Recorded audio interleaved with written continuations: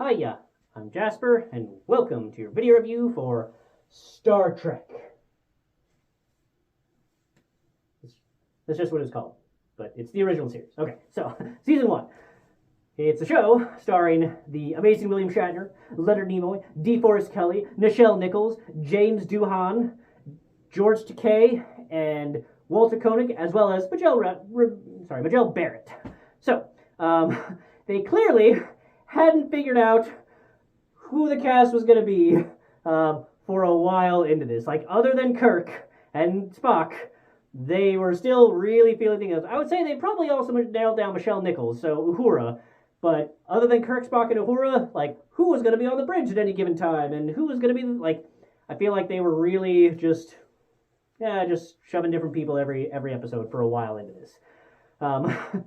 This is my second time watching the original series.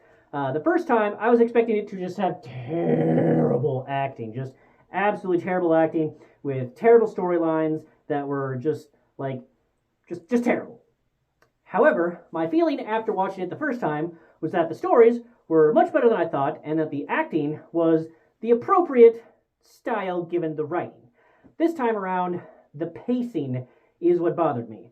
That it's a slow pacing, and part of the problem is that there's never any B plot. So in like a lot of the 90s Star Trek, 90s and early 2000s, there's like the main thing that's going on, but then also a different plot of like other characters doing their thing. And yeah, sometimes they like cross over and interact, whatever, but a lot of times there's an A and a B plot.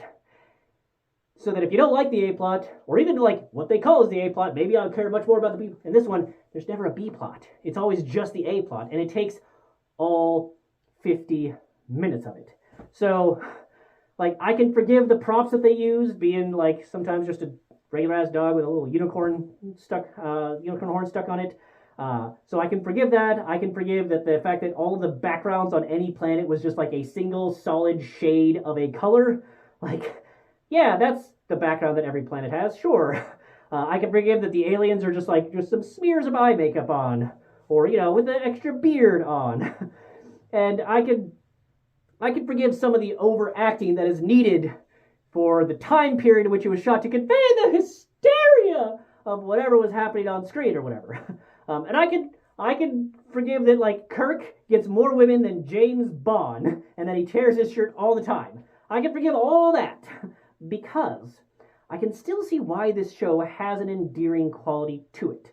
It's fun seeing how many references to this show that are made in the 90s Star Trek that I miss because I hadn't watched this show. Like, so many, like, I still enjoyed all of the 90s Star Trek and was able to enjoy so many of them and even the references to each other, but there was a lot that did relate back to this era of Star Trek that I didn't get until watching this. And so it's fun to see the different characters, like, for example, and I know I'm kind of going into like seasons 1, 2, and 3, but like Kor, Kang, and Koloth that Jadzia, did her thing with, they got started here. Like, it's the same actors playing those specific Klingons, and I think that's so fun.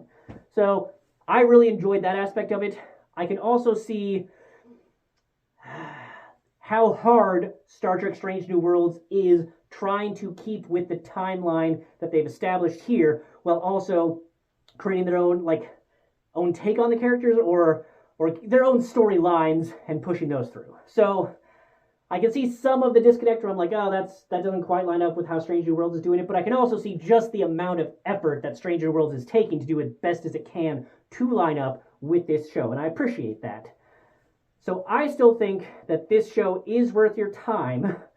It really does fill in a lot of Star Trek lore that you might not otherwise realize, but it can be a bit of a slog, especially if you don't care about the premise or the philosophical conundrum or the mystery or thing that is occurring to Kirk that happens in the first 10 minutes that they spend the entire 50 minutes on.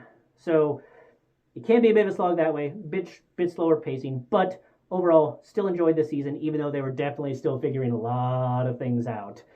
Uniforms and technology and all that jazz. So a lot of different time traveling things, the barrier of the galaxy bullshit. So they were figuring out a lot of things. I still think for the most part holds up because of the enduring nature of some of the quandaries that they proposed in this show. So that's all I have for this one.